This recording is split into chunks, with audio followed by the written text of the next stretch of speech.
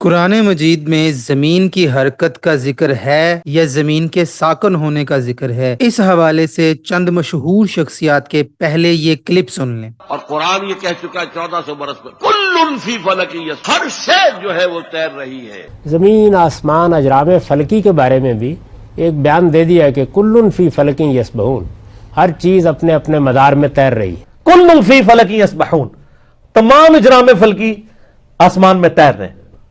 طاہر القادری صاحب کا بھی کچھ ایسا ہی موقف ہے، وہ بھی سماعت کر لیں۔ اور سب ستارے اور سیارے اپنے اپنے مدار میں حرکت پذیر ہیں۔ اس آیت میں یہ دیکھ لیں کہ سورج کی حرکت، چاند کی حرکت، اور اس کے بعد جتنے ستارے ہیں، سیارے ہیں، جس میں ہماری زمین بھی آ جاتی ہے، ان کی حرکت کا ذکر کیا گیا ہے۔ اسی طرح سے اہل سنت کے مشہور عالم غلام رسول سعیدی صاحب بھی زمین کی حرکت کے قائل ہیں، اور اپنی تفسیر میں سورہ اعراف کی آیت نمبر 54 میں تفصیل سے زمین کی حرکت کا ذکر کرتے ہیں۔ زمین کی حرکت کے جو بھی قائلین آپ کو سوشل میڈیا پر، فیس بک پر کہیں بھی نظر آئیں گے، وہ زمین کی حرکت جب قرآن مجید سے اس کو ثابت کریں گے تو یہی ایک آیت ہے جو پیش کی جاتی ہے کہ ہر شے فلک میں گردش کر رہی ہے، یا ہر شے دائرے میں، محور میں تیر رہی ہے، اور اس ہر شے میں زمین کو بھی شامل کیا جاتا ہے۔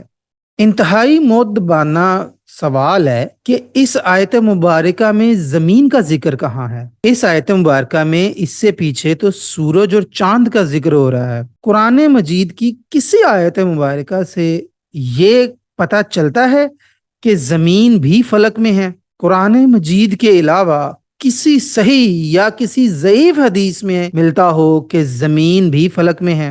ویٹ اے سیکنڈ، آئی نو اس مقام پر آپ کہیں گے کہ ہم جانتے ہیں کہ زمین فلک میں ہے۔ دیکھیں، بات یہاں ہمارے جاننے کی نہیں ہو رہی۔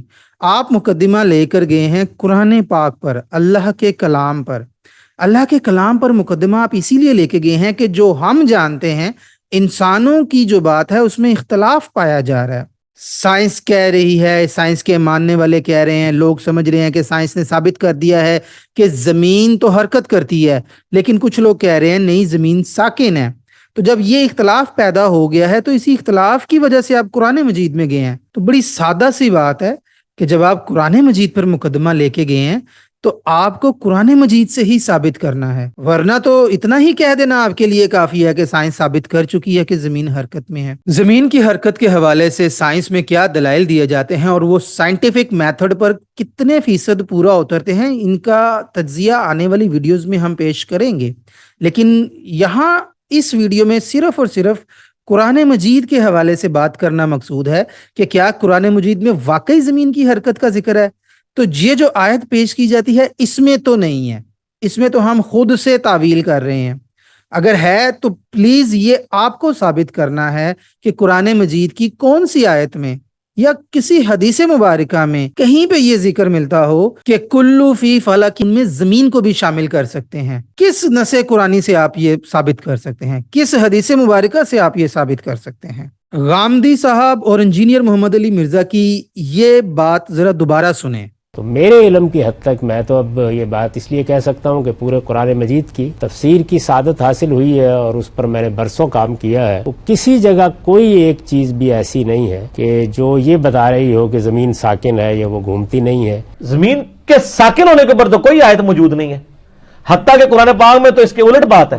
غامدی صاحب کہہ رہے ہیں کہ انہوں نے تفسیر میں بڑا کام کیا ہے اور انہوں نے قرآن مجید میں کہیں زمین کے ساکن ہونے کا ذکر نہیں پایا۔ اسی طرح انجینئر محمد علی مرزا بھی یہی کہہ رہے کہ قرآن مجید میں تو زمین کے ساکن ہونے کا ذکر نہیں آیا۔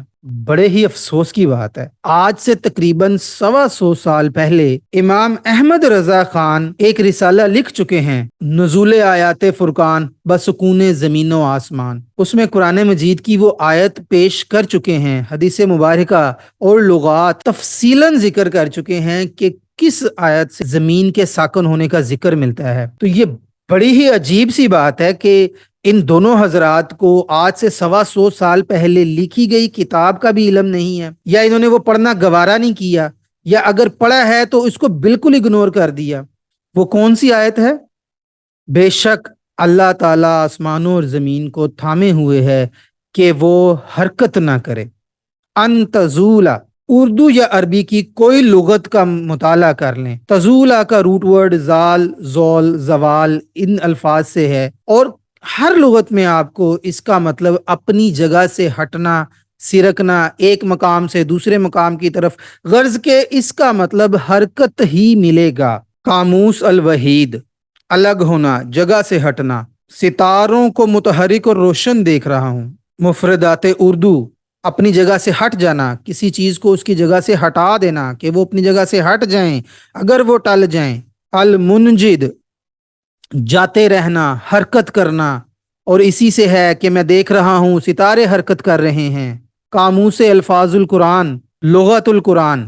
مفردات امام راغب، کسی چیز کا اپنا صحیح رخ چھوڑ کر ایک جانب مائل ہو جانا، اپنی جگہ سے ہٹ کر جانا۔ اسی طرح لسان العرب میں بھی اور جتنی بھی لغات آپ دیکھیں گے سب میں آپ کو اس کا مطلب حرکت کے حوالے سے ہی ملے گا۔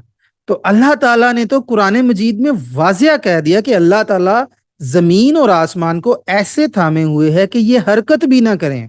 جو کہتے ہیں کہ انہوں نے قرآن مجید کی تفسیر پر اتنے سال کام کیا ہے، ان کو یہ آیت نظر نہیں آئی، انجینئر محمد علی مرزا کو یہ آیت نظر نہیں آئی، کتنے افسوس کی بات ہے۔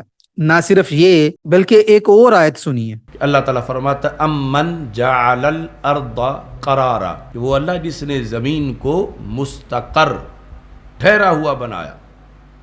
تو قرار یعنی زمین مستقر ہے، ٹھہری ہوئی ہے قرآنی نقطہ نظر سے۔ اللہ تعالیٰ نے زمین کو ٹھہرا ہوا بنایا۔ یہاں بھی آپ قرار کو، مستقر کو، استقرار کو لغت میں کسی لغت میں دیکھ لیں، اس کا معنی آپ کو یہی ملے گا، رکا ہوا، ٹھہرا ہوا، جمع ہوا۔ تو دو آیات قرآنی سے واضح طور پر اس بات کا پتہ چل رہا ہے کہ زمین تو ساکن ہے۔ اس کے علاوہ آیات ہیں کہ اللہ تعالیٰ نے زمین میں پہاڑ ڈالے تاکہ وہ اس کو لے کر ہلے نہیں۔ اب یہ جو سورہ فاطر کی آیت میں نے پیش کی، اس پر جتنے بھی لوگ تفسیر کرتے ہیں یا اس کی تشریح بیان کرتے ہیں تو وہ کہتے ہیں کہ اللہ تعالیٰ زمین اور آسمان کو ایسے تھامے ہوئے ہے کہ وہ اپنے مرکز سے نہ ہٹ جائے، اپنے محور سے نہ ہٹ جائے، کہ زمین گردش تو کرتی ہے لیکن اپنے محور سے نہیں ہٹتی، اپنے مدار سے نہیں ہٹتی، اپنے مدار کے اندر رہ کر حرکت کر رہی ہے۔ قرآن مجید کی اس آیت میں اللہ تعالیٰ نے کہیں بھی محور کی، مرکز کی قید نہیں لگائی۔ قرآن مجید کی کسی اور آیت میں بھی ایسا آپ کو اشارہ بھی نہیں ملتا کہ زمین اپنے مرکز کے اندر ہی صرف حرکت کرتی ہے۔ کسی حدیث پاک میں بھی آپ کو ایسا اشارہ نہیں ملے گا۔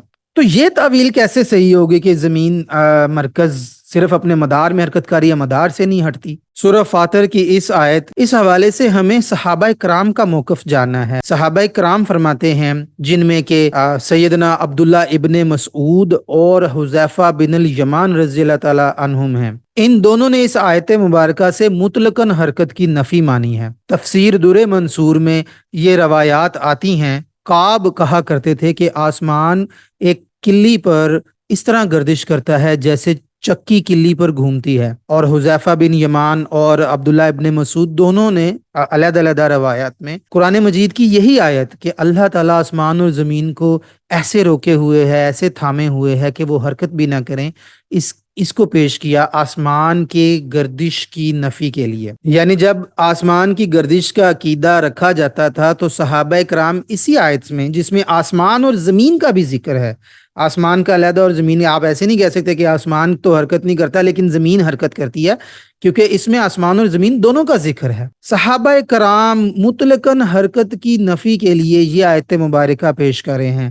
لغت میں آپ کو اس التزولا کا مطلب حرکت کے حوالے سے مل رہا ہے۔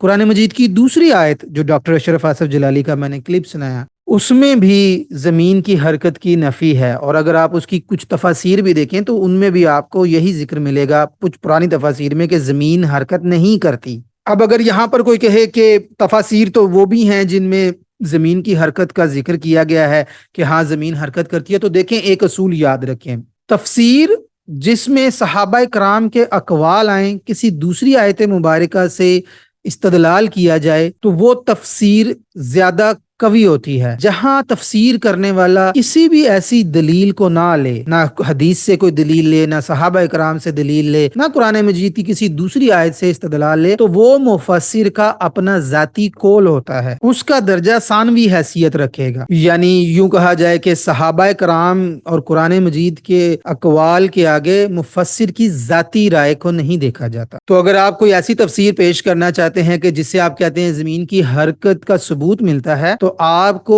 وہ تفسیر پیش کرنی ہے جس میں صحابہ کرام یا کسی دوسری قرآن مجید کی آیت سے دلیل ملے۔ میں جانتا ہوں کہ لوگ زمین کی حرکت کے حوالے سے قرآن مجید میں یہ ساری تعویلات صرف اس وجہ سے کرتے ہیں کہ ہمارے وہم میں، ہمارے ذہن میں یہ ہے کہ سائنس تو زمین کی حرکت کو ہر طرح سے ثابت کر چکی ہے۔ کس قدر افسوس کی بات ہے کہ ہم قرآن مجید میں اپنی من مانی تعویلات کر رہے ہیں، صرف اس لیے کہ دنیا میں یہ بات مانی جا چکی ہے کہ زمین حرکت کرتی ہے، ساری دنیا اس کو متفق ہے، تو اس وجہ سے ہم اپنے قرآن مجید میں تعویلات کر لیں۔